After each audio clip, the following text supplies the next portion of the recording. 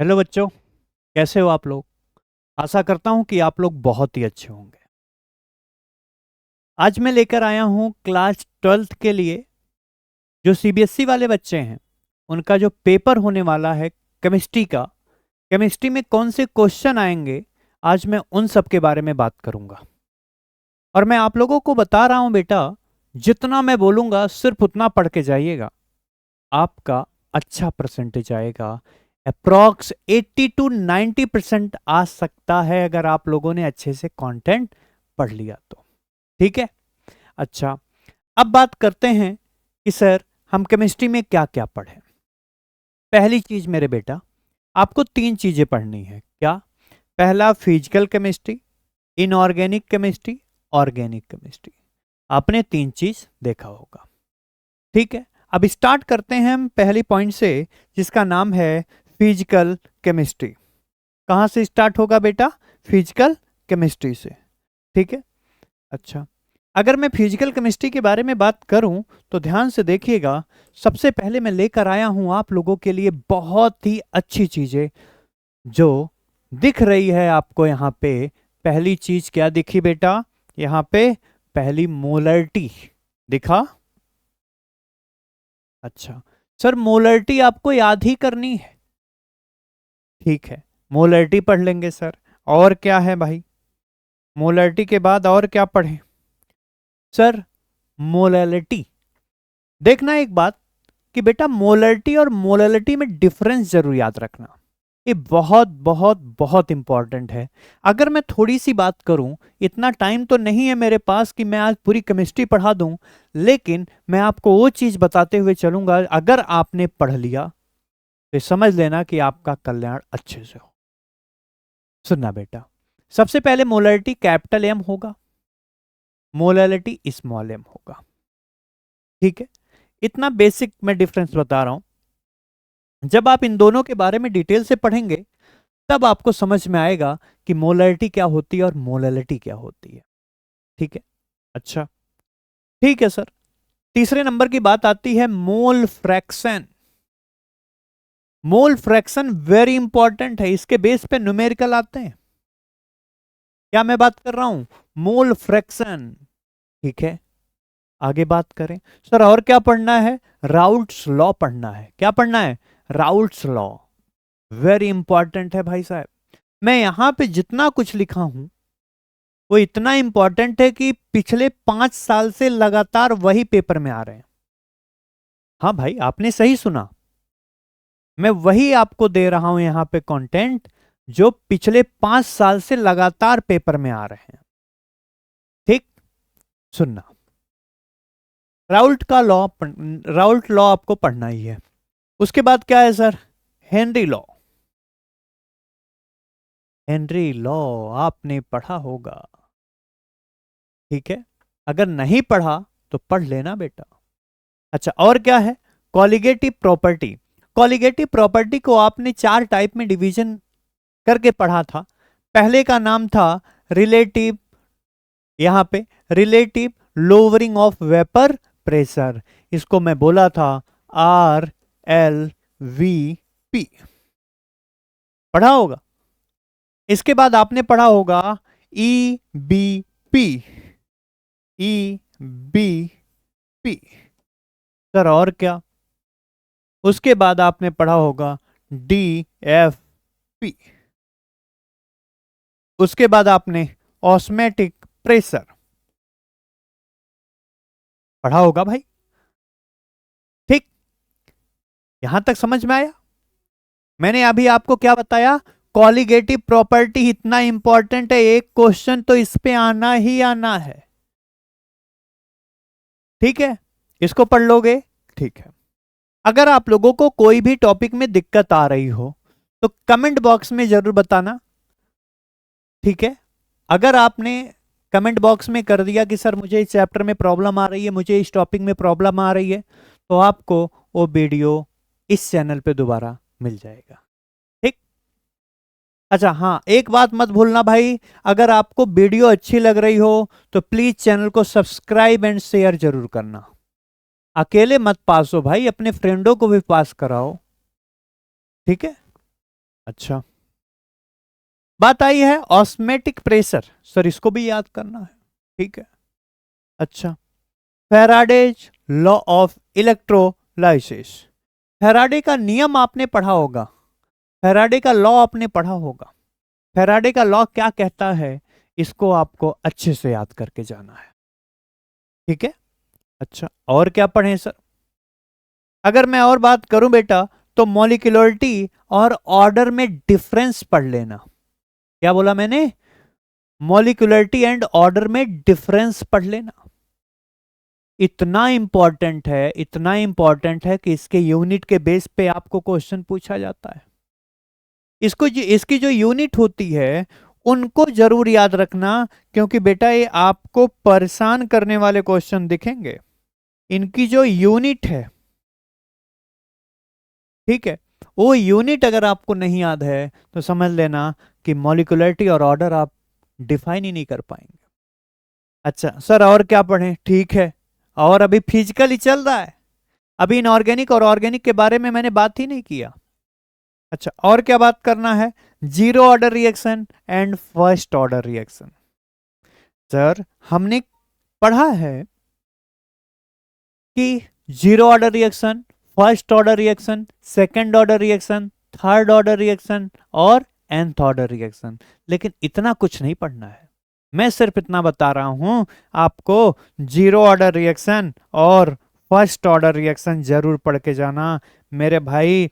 Zero order जो reaction होती है वो इतना इंपॉर्टेंट है कि अगर आपने इसका डेरिवेशन कर लिया तो समझ लो आपका इसमें कोई नंबर नहीं कटेगा, ठीक है।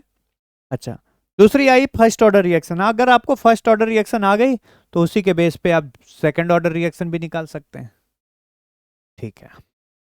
अच्छा, इसमें इसमें आप लोगों को कोई डाउट हो तो आप पूछ सकते हैं। बोलो भाई, किसी को डाउट नहीं है? इसको नोट करो।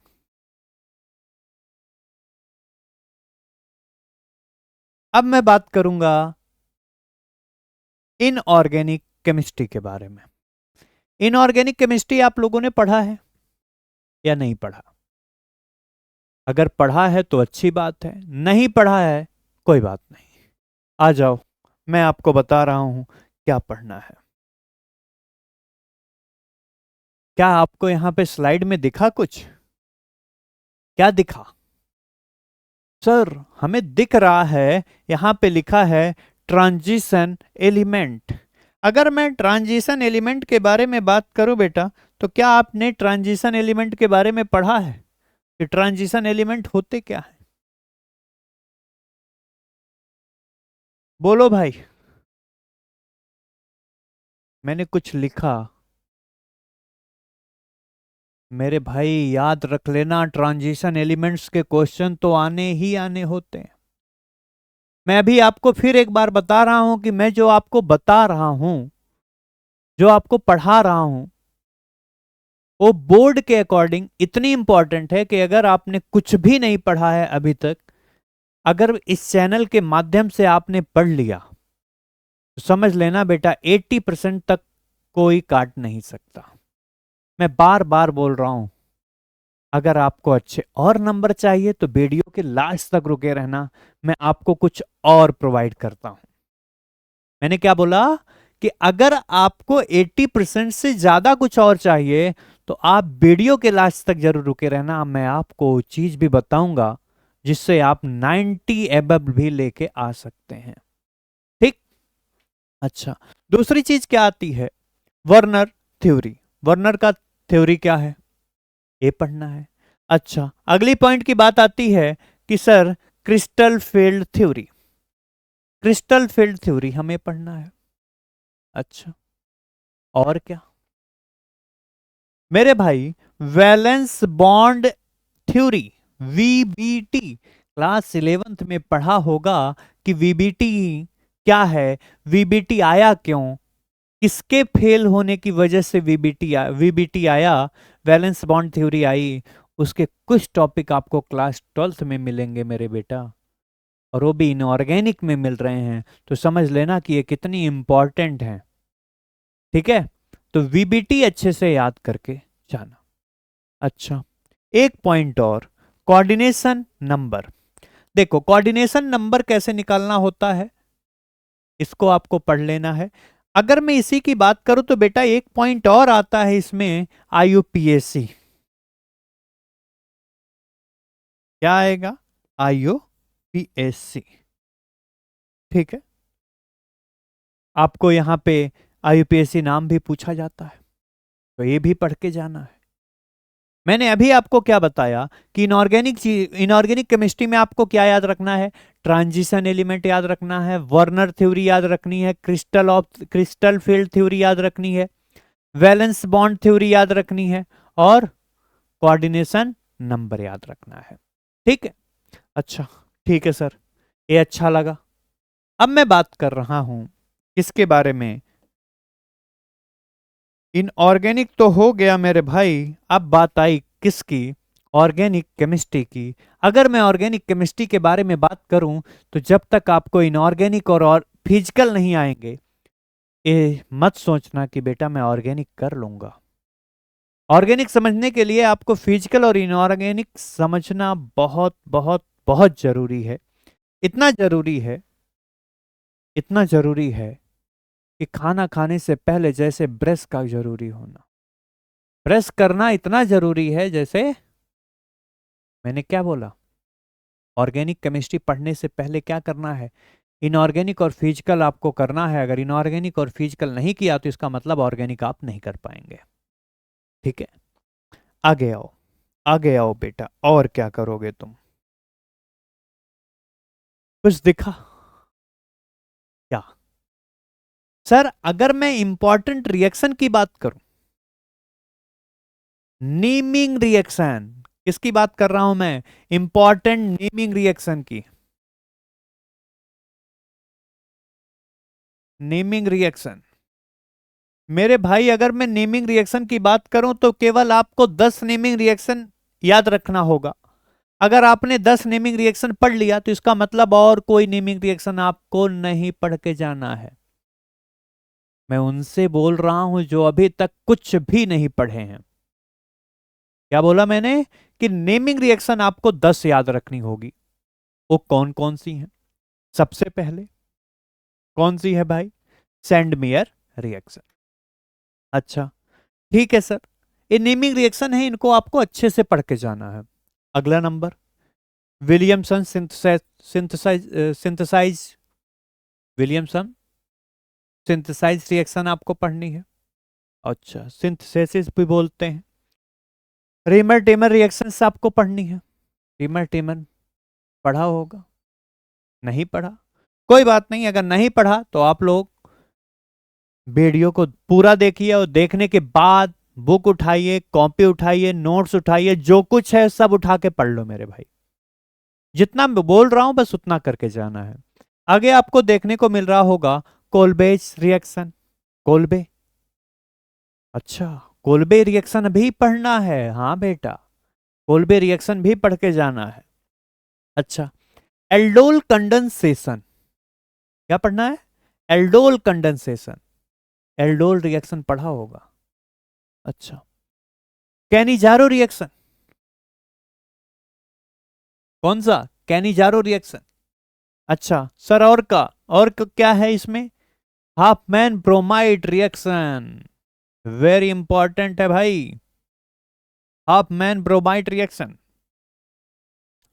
अच्छा, इसके बाद क्या याद रखना है? Gabriel phthalimides reaction.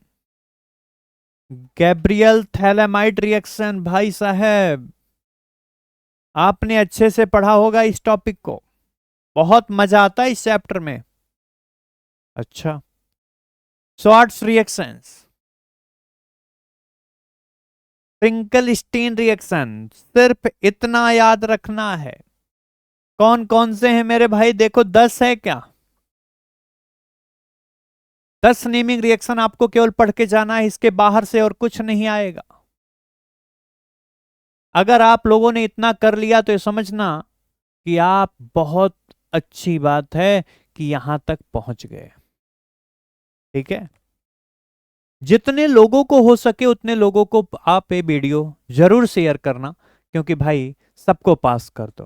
ठीक है, जरूरी नहीं कि आपका फ्रेंड फेल हो जाए यार, बुरा लगता है। ठीक है, ज्यादा अच्छा नंबर आ गया तो और बुरा लगता है, बट कोई नहीं यार, फेल मत होने देना। अगर आपके फ्रेंड कोई नहीं पढ़ा है तो प्लीज इस वीडियो को वहां तक जरूर शेयर करना, इससे बाहर का आपके सीबीएसई बोर्ड में नहीं आए। ठीक। अच्छा, कुछ और बात करूंगा मेरे बेटा। ये तो वहां तक बात हुई कि सर हम 70% तक करीब पहुंच सकते हैं, यहां तक 70 to 80% तक यहां से हम पढ़ के पहुंच सकते हैं, लेकिन अगर उससे ऊपर चाहिए तो क्या करना होगा? सुनो, मैंने क्या लिखा है बेटा, वेरी वेरी इंपॉर्टेंट रिएक्शंस हैं एंड टॉपिक्स। कौन कौन से हैं? पहली बात करेंगे हम बेटा, आप लोगों ने हेलो एल्केन और हेलो एरीन पढ़ा होगा। हेलो एल्केन और हेलो एरीन में आपने पढ़ा होगा nucleophilic substitution reaction, electrophilic substitution reaction पढ़ा होगा। अगर मैं न्यूक्लियोफिलिक सब्स्टिट्यूशन रिएक्शन की बात करूं तो क्या आप लोगों ने SN1 SN2 SNI रिएक्शन पढ़ा है क्या? अगर आप लोगों ने SN1 SN2 रिएक्शन पढ़ा है तो बहुत अच्छी बात है सर, हम उसी में डिफरेंस की बात कर रहे हैं कि SN1 और SN2 रिएक्शन क्या होती। इतना इंपॉर्टेंट है, इतना इंपॉर्टेंट है कि हर साल पूछे जाने वाला भाई क्वेश्चन है। ठीक है, SN1 और SN2 रिएक्शन डिफरेंस जरूर पढ़ के जाना।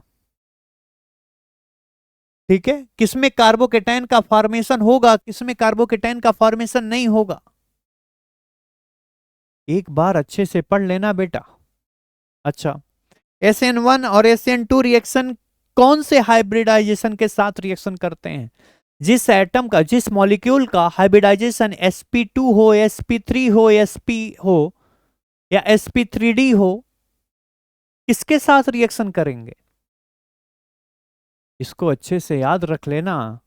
अगर कोई प्रॉब्लम आ रही हो तो आप कमेंट बॉक्स में जरूर बताइएगा, मैं आपको सारी चीजें अच्छे से समझा के भेजूंगा। लेकिन जब तक कमेंट बॉक्स में नहीं आएगा तब तक मैं उस चीजों को नहीं पढ़ाऊंगा। मुझे लगेगा कि आप लोगों को आता है यार, तो मैं क्यों पढ़ाऊं? ठीक है, तो कोशिश करिएगा कि अगर आपको नहीं आ रहा है तो एक बार कमेंट बॉक्स में जरूर बताना, मैं आपको अगले दिन इसी चैनल पे दोबारा उस टॉपिक को लेके आ जाऊंगा। दूसरी चीज, कार्बोहाइड्रेट। सर कार्बोहाइड्रेट और प्रोटीन के बारे में अगर बात करें तो कार्बोहाइड्रेट पढ़े होगे भाई। सुनो, अगर मैं यहां कार्बोहाइड्रेट के बारे में बात करूं, यहां पे सुनो, कार्बोहाइड्रेट के बारे में बात करूं तो कार्बोहाइड्रेट में आप लोगों ने पढ़ा होगा, क्या पढ़ना है वो मैं बताते चल रहा हूं। कार्बोहाइड्रेट में आपको क्या पढ़ना है? पहला, मोनोसेक्राइड, डाइसेक्राइड, ओलिगोसेक्राइड और पॉलीसेक्राइड। सेक्राइड का मतलब है कोई भी मीठा पदार्थ, कोई भी मीठा सब्सटेंस अगर आपको दिख रहा है तो मतलब कार्बोहाइड्रेट है। कार्बोहाइड्रेट के मोनो में, डाई में, ओलिगो और पॉली में डिफरेंस चेक कर लेना, क्या डिफरेंस है ये आप चेक करते रहिएगा। और इसके एग्जाम्पल बहुत इंपॉर्टेंट है, एग्जाम्पल बहुत बहुत बहुत इंपॉर्टेंट है। ठीक है, तो एग्जाम्पल को भी अच्छे से आप पढ़ के जरूर जाइएगा। ठीक है, अच्छा सर, ठीक है, मैं कार्बोहाइड्रेट पढ़ लूंगा। सर प्रोटीन भी पढ़ना है बेटा, प्रोटीन के टाइप पढ़ना है। क्या पढ़ना है? प्रोटीन के टाइप, कि प्रोटीन कितने टाइप के होंगे। अगर मैं आपसे ऐसे जनरली पूछ लूं कि बेटा एक बात बताओ, जो आपके अंदर हीमोग्लोबिन है वो कौन सा प्रोटीन है, बता पाओगे? अच्छा छोड़ो, एक प्रोटीन बनने के लिए कितने अमीनो एसिड की जरूरत होती है? नहीं पता? मेरे भाई पढ़ लेना, एक प्रोटीन का फॉर्मेशन करने के लिए, एक प्रोटीन के फॉर्मेशन के लिए 20 अमीनो एसिड की जरूरत होती है। ठीक है, तो बिना अमीनो एसिड के हम प्रोटीन नहीं बना सकते हैं, याद रखना। तो प्रोटीन के टाइप भी आपको पढ़ना है। सर एल्कोहल, क्या बात है सर, ये तो आप लोगों का फेवरेट मिल गया भाई। फेवरेट चैप्टर की बात कर रहा हूं, जिंदगी की नहीं बेटा। आपके जिंदगी का भी फेवरेट मॉलिक्यूल है ये, अल्कोहल। अल्कोहल के टाइप याद रखिएगा। सर अल्कोहल के टाइप, अच्छा कोई बात नहीं मेरे बेटा, आप अल्कोहल में प्राइमरी, सेकेंडरी और टर्सरी अल्कोहल पढ़ के जाइएगा। क्या? प्राइमरी, सेकेंडरी और टर्सरी अल्कोहल। ठीक है, इतना समझ में आ गया? अच्छा, आगे बात करें, और क्या पढ़ना है आपको? सर आईयूपीएसी पढ़ना है। जनरल तो आपको आईपीएससी पता ही होगा, बोलो भाई। आईपीएससी तो पता ही होगा। मैंने एक क्वेश्चन दिया, CS3 का होल ट्वाइस CO, इसका आईपीएससी कमेंट करके जरूर बताना।